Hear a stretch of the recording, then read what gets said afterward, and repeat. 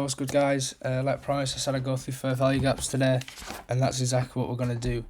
So I've got some notes, we'll run through it, and then we'll hop on the charts, find some examples, and then also maybe try and tie in with our other complementers that we learned earlier, like liquidity sweeps and breaker structures. Because now, boys, we can start fucking putting the pieces together. It gets exciting, you guys start to understand a bit more, put the pieces together, start to be able to enter trades. Obviously, we've got 3 complementers, that's what we need to trade. And then, yeah, we can start hopping in the markets and looking at stuff to take trades off. So, fair value gap, run it through what it is, everything. I try to dumb it down. It is a lack of orders in the market where there's no buy orders, no sell orders. So, I'll use the brush, the pen. So, imagine we have a wick here. And then we have another candle here. And then another candle. Fucking hell, my drawing's awful. Another candle here. It's a 3. So as you see here, fair value gaps are a 3 candlestick pattern. So here's our 3 candles. We always use the middle candle on the 3 candlestick.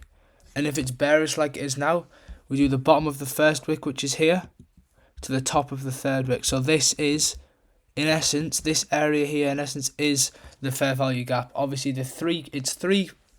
Important thing to remember: 3 candlestick pattern. The middle candle is where the fair value gap is, just the middle one. If it's a bearish, it's from the bottom wick here of the first candle to the top wick. Okay, so this is the imbalance. So I'll see what it looks like on a bullish.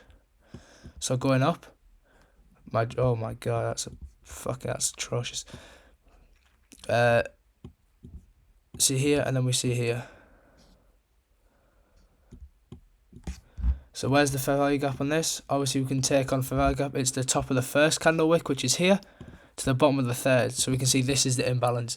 And why is it important? Why am I all this shit I'm telling you? Why is it relevant? Oh shit, my bad. It's use the retracement tool because price will draw to these areas because there no orders can be filled. We know in this area there's no buy orders, no sell orders. Because if there was, then the wicks would be in here. The wicks would go further instead of stopping. So we know there's no buy orders. Yeah? So it's going to work as a retracement tool. So price might come up here. Bullish, bullish, but makes this bullish. It might come in. Little retrace. A few wicks to the downside. Imagine this is the bearish wick. Tap into this. And then we see rejections to the upside and we go up, okay? Hope that makes sense. So we'll go on to the chart and see where we can find these.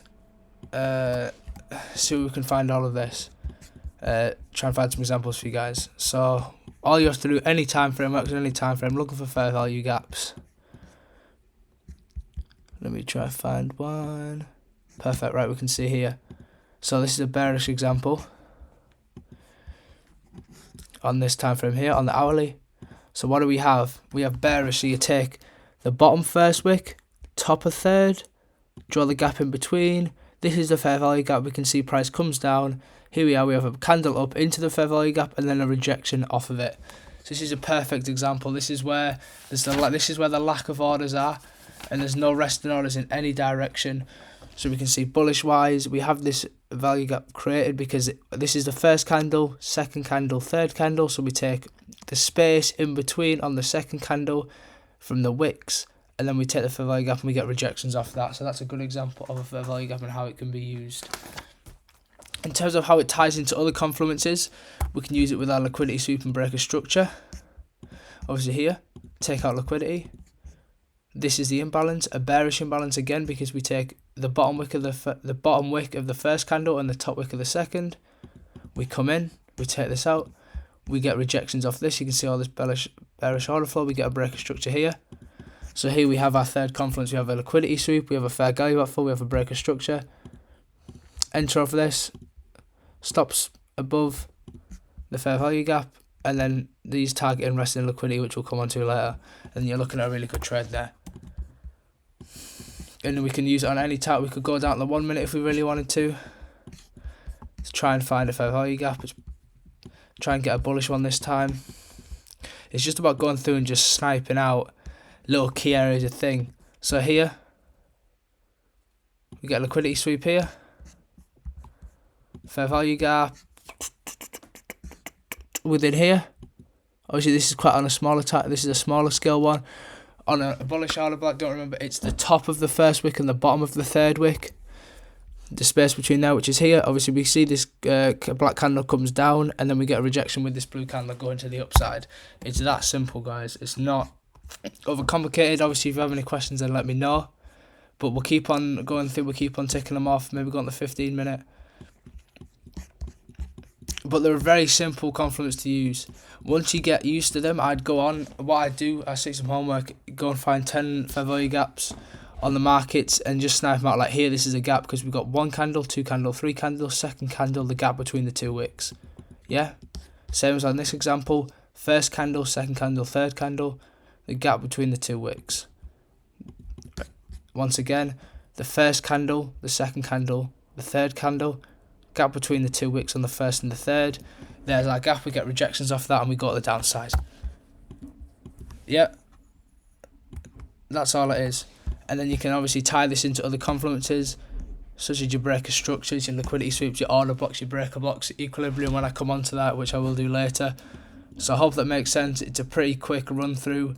What I used to do is I used to just go and find loads of gaps. I used to just go find hella fair value gaps, learn it, see rejections. Obviously, look, this is a bit of a higher time frame one. We come down, we take that, and we see big rejections off the fair value gap. So it works. It's more of a retracement tool. We see here, fair value gap within here.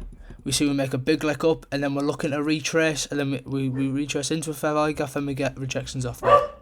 So it's a really important, my dog's bark, it's a really important confluence to use, and it works. Most important thing, it works pretty much all the time.